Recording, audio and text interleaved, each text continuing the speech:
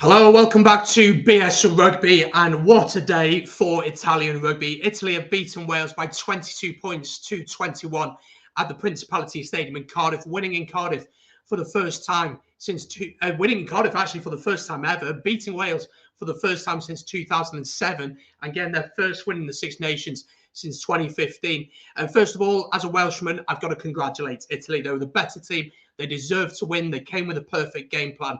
But my word, there are a lot of questions to be asked about Wales. There are a lot of questions to be asked about Wayne Pivac and his whole coaching team, and just a whole lot of questions to be asked about Welsh rugby in general. So here's my quick match reaction to the game. As always, of course, if you enjoy, hit the like button, subscribe, let me know your thoughts in the comments down below, and let me know your thoughts on Pivac. What is going to happen? I'll certainly let you know my thoughts. As I said at the start, got to congratulate Italy. They're the better team. I thought they dominated at the breakdown today. I thought their dominance in those areas were just huge. I've got to say that for us, for Wales, we were just so sloppy. We were allowing Italy to really control that area. I thought Danilo Fischetti for Italy just dominated at the breakdown and really was the key man in that area.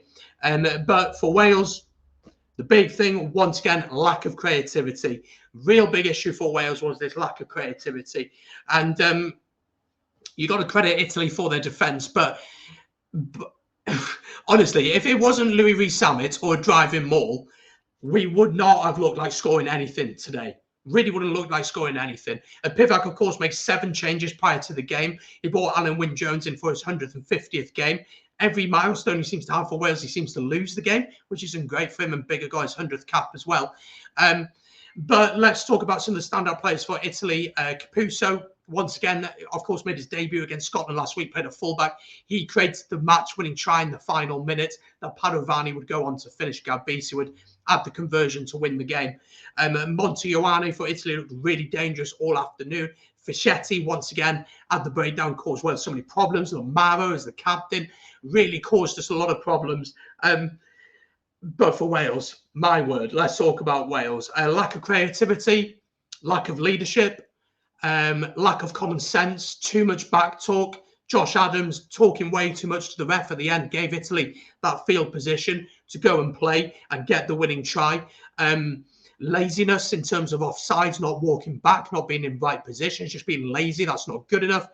And then let me talk about Wayne Pivac, because my word, first of all, is he going to get sacked? I don't know. I really don't know if he's going to get sacked. If he is, I would not be surprised. And to be honest, I'm saying here right now, I think he has to go. I think Wayne Pivac has to go. I think he has to look at himself, have a look at the coaching team. The coaching team haven't been good enough. We saw that with Byron Hayward, who was sacked as defence coach. They didn't leave on mutual terms. He was sacked as defence coach, so he went last year. For some reason, he got the gig as the under-20s head coach, which, why does that make sense? But that's not the point. Stephen Jones, then, of course, is the attack coach for Wales. I haven't seen anything over the past 2 years to really make me feel confident that we're going to score a bucket full of tries, that we're going to go and play and create opportunities. And then Wayne Pivac, honestly, the game plan. What is the game plan? What is the plan, honestly? And look at the way we play. I have no idea what we are trying to do. In terms of going forward, nothing. In defence, I can understand to an extent. But going forward, there is absolutely nothing in the game plan that makes sense to me. Nothing in the game plan. I'm so confused as to what we're trying to do.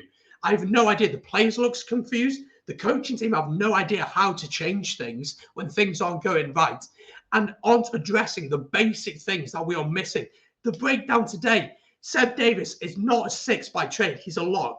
Josh Naridi was left on his own to try and deal with 4 jacklers for Italy, and he couldn't do it on his own. So why would you have someone like Seb Davis on? Why would you bring someone like Moss Moriarty on? Why didn't you have a jackal on the bench like Jack Morgan or a Ennis Jenkins on the bench? Someone who could do something at the breakdown.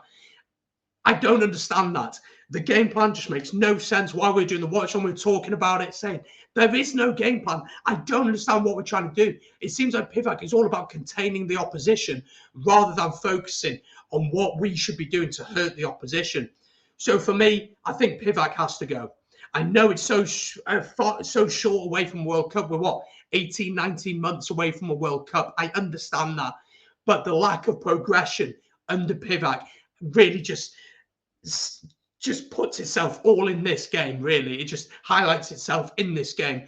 And I think he has to go. Who comes in? I don't know. I need to think about it. I need to have time to process what we've seen today.